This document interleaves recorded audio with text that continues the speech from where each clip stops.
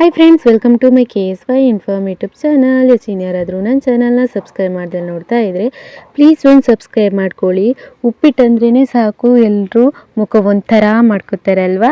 ಅಂಥವರಿಗೆ ಈ ಸ್ಪೆಷಲ್ ಉಪ್ಪಿಟ್ಟನ್ನ ಮಾಡಿಕೊಡಿ. ಎಲ್ಲರೂ ಮತ್ತೆ ಮತ್ತೆ ತಿನ್ನಬೇಕು ಮಾಡಿಕೊಡಿ ಅಂತ ಕೇಳ್ತಾರೆ. ಅಷ್ಟೊಂದು ರುಚಿಯಾಗಿರುತ್ತೆ. ಇದನ್ನು ಮಾಡೋದಕ್ಕೆ ಒಂದು 3 ಇಸ್ಲು ಬೆಳ್ಳುಳ್ಳಿ, ಚಕ್ಕೆ, ಲವಂಗ, ಒಂದು ತುಂಡು ಶುಂಠಿ, ಹಾಗೆ ಒಂದು 4 ಕಾಯಿ ಮೆಣಸು, ಹಾಗೆ ಕರಿಬೇವು ಸೊಪ್ಪು ಇಷ್ಟನ್ನು ಒಂದು ಸ್ವಲ್ಪ ಒಳ್ಕಲ್ನಲ್ಲಿ ಜಜ್ಜಿಬಿಟ್ಟು ತರಿಯಾಗಿ ನಾವು ರುಬ್ಕೊಬೇಕು. ಜಾಸ್ತಿ ಪೇಸ್ಟ್ ಆಗದೆ ಇದ್ರೂ ಪರವಾಗಿಲ್ಲ. ಅದಾದಮೇಲೆ ನಾವು ಫ್ರೈಯಿಂಗ್ ಪ್ಯಾನಿಗೆ ಒಂದು ಸ್ವಲ್ಪ ತುಪ್ಪ ಹಾಕ್ಕೊಂಡು ನಾವು ಬಾಂಬೆ ರವೆ ಹಾಗೆಯೇ ಸಜ್ಜಿಗೆ ರವೆ ಬರುತ್ತೆ ಅಲ್ವಾ, ಇದೆರಡನ್ನೂ ಮಿಕ್ಸ್ ಮಾಡಿಬಿಟ್ಟು ಫ್ರೈ ಮಾಡ್ಕೊಬೇಕು. ಸ್ವಲ್ಪ ಹೊತ್ತು ಫ್ರೈ ಮಾಡಿದ್ದಾದಮೇಲೆ ಎತ್ತಿಟ್ಕೊಂಡ್ಬಿಡಬೇಕು. ಮತ್ತು ನಾವು ಯಾವ ಪಾತ್ರೆಯಲ್ಲಿ ಉಪ್ಪಿಟ್ಟು ಮಾಡ್ಕೊತಾ ಇದ್ದೀವಿ ಅದಕ್ಕೆ ಒಂದು 4 ಟೀ ಸ್ಪೂನ್ ಆಗುವಷ್ಟು ಎಣ್ಣೆ, ಹಾಗೆ ಸಾಸಿವೆ, ಜೀರಿಗೆ, ಹಾಗೆಯೇ ಕಡಲೆಬೇಳೆ, ಉದ್ದಿನಬೇಳೆ ಒಗ್ಗರಣೆಗೆ ಹಾಕ್ಕೊಂಡ್ರೆ ಇನ್ನೂ ಚೆನ್ನಾಗಿರುತ್ತೆ. ಅದಾದಮೇಲೆ ಒಂದು 10 ಗೋಡಂಬಿನ ಹಾಕ್ಕೊಂಡು ಚೆನ್ನಾಗಿ ಒಂದು 5 ನಿಮಿಷ ಫ್ರೈ ಮಾಡಿಬಿಟ್ಟು ಕರಿಬೇವು ಸೊಪ್ಪನ್ನ ಸೇರಿಸ್ಕೊಳ್ಳಿ. ಪರಿಮಳ ಚೆನ್ನಾಗಿ ಬರುತ್ತೆ ಅಂತ.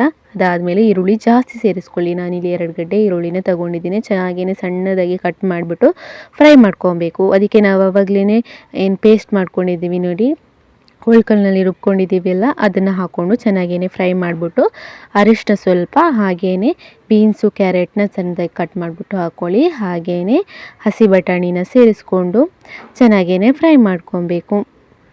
ನೀವು ಯಾವ ತರಕಾರಿ ಏನಾದರೂ ಬೇಕಾದರೂ ಸೇರಿಸ್ಕೊಬೋದು. ಬಟಾಟೆನೂ ಸಣ್ಣಗೆ ಕಟ್ ಮಾಡಿಬಿಟ್ಟು ಸೇರಿಸ್ಕೊಬೋದು. ರುಚಿಗೆ ಒಂದು ಸ್ವಲ್ಪ ಉಪ್ಪನ್ನ ಸೇರಿಸ್ಕೊಳ್ಳಿ. ಅದನ್ನು ಚೆನ್ನಾಗೇ ಫ್ರೈ ಮಾಡ್ಕೊಳ್ಳಿ. ಚೆನ್ನಾಗಿ ಫ್ರೈ ಮಾಡಿದ್ದಾದಮೇಲೆ ಒಂದು 5 ನಿಮಿಷ ಬಾಡೋಯ್ತು ಅನ್ನುವಾಗ ಒಂದು ಟೊಮೆಟೊನ ಸೇರಿಸ್ಕೊಳ್ಳಿ. ಅದನ್ನು ಚೆನ್ನಾಗಿ ಒಂದು 5 ನಿಮಿಷ ಬಾಡಿಸ್ಕೊಳ್ಳಿ.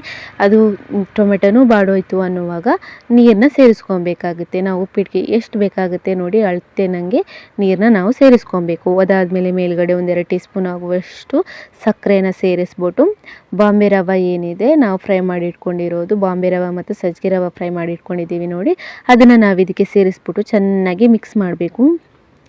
ಚೆನ್ನಾಗಿ ಮಿಕ್ಸ್ ಮಾಡಿದ್ದಾದಮೇಲೆ ಮೇಲ್ಗಡೆ ಕೊತ್ತಂಬರಿ ಸೊಪ್ಪು ಸ್ವಲ್ಪ ಹಾಕಿಬಿಟ್ಟು ಚೆನ್ನಾಗೇ ಒಂದು ಸ್ವಲ್ಪ ಮುಚ್ಚಿಬಿಟ್ಟು ಒಂದು 10 ನಿಮಿಷ ಬೇಯಿಸಿದರೆ ಆಯಿತು. ಉಪ್ಪಿಟ್ಟು ಸೂಪರಾಗಿ ರೆಡಿ ಆಗುತ್ತೆ. ಎಲ್ರಿಗೂ ಇಷ್ಟ ಆಗುತ್ತೆ ಈ ಥರ ಮಾಡಿಕೊಟ್ರೆ. ನಾವು ಉಪ್ಪಿಟ್ಟು ಅಂತ ಮುರಿಯೋರಿಗೆ ಈ ರೆಸಿಪಿ ಟ್ರೈ ಮಾಡೋದಕ್ಕೆ ಹೇಳಿ. ಮೇಲ್ಗಡೆ ಒಂದು ಸ್ವಲ್ಪ ತುಪ್ಪ ಹಾಕಿದರೆ ಇನ್ನೂ ಟೇಸ್ಟಿಯಾಗಿರುತ್ತೆ. ಹೋಟೆಲ್ನಲ್ಲಿ ಸಿಗೋ ಥರನೇ ಇರುತ್ತೆ ಉಪ್ಪಿಟ್ಟು. ನೀವು ಹೀಗೆ ಇನ್ನು ಮುಂದೆ ಮನೆಯಲ್ಲಿ ಟ್ರೈ ಮಾಡಿ.